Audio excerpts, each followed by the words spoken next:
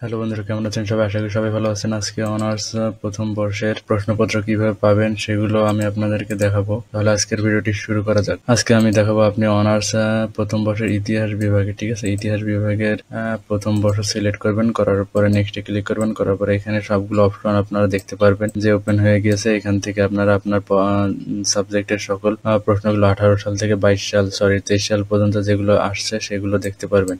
কিভাবে দেখবেন সেটি দেখার জন্য আপনাকে এখানে ক্লিক করতে হবে। ক্লিক করলে আপনারা একটু ওয়েট করবেন। ওয়েট করার পরে আপনার প্রশ্নটি ওপেন হয়ে যাবে। এখান থেকে আপনারা দেখতে পারবেন, ঠিক আছে।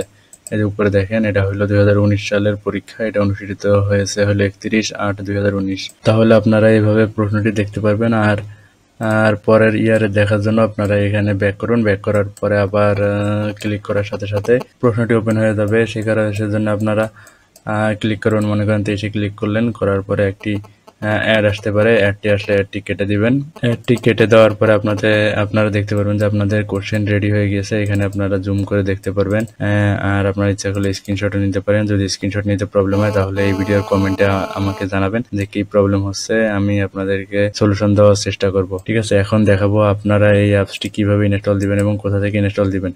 এই অ্যাপসটি ইনস্টল দেওয়ার জন্য আপনাকে প্রথমে চলে যেতে হবে প্লে স্টোরে। তাহলে আপনারা দেখতে পারবেন এখানে একটি অ্যাপস। সেই অ্যাপসটির মধ্যে একটি অ্যাপস দেখবেন। সেই অ্যাপসটি হলো এই যে লাল কালারের লোগো দেখবেন, এনেবল করছেন, ওকিউ, ঠিক আছে। এই অ্যাপসটি ইনস্টল দিবেন। দেওয়ার পর ওপেন করুন। ওপেন করলে অ্যাপসটির ইন্টারফেস এরকম দেখাবে, ঠিক আছে। দেখানোর পর আপনারা এখান থেকে বিসিএস এর প্রশ্ন, শিক্ষক নিবন্ধনের প্রশ্ন, ব্যাংক জবের প্রশ্ন পেয়ে যাবেন।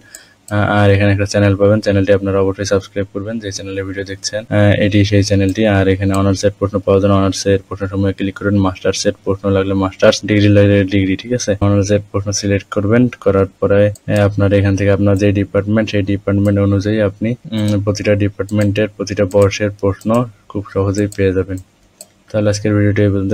ভিডিওটি ভালো লাগলে লাইক দিবেন, কমেন্ট করবেন এবং চ্যানেলটি সাবস্ক্রাইব করে পাশে থাকবেন। ধন্যবাদ। আল্লাহ হাফেজ।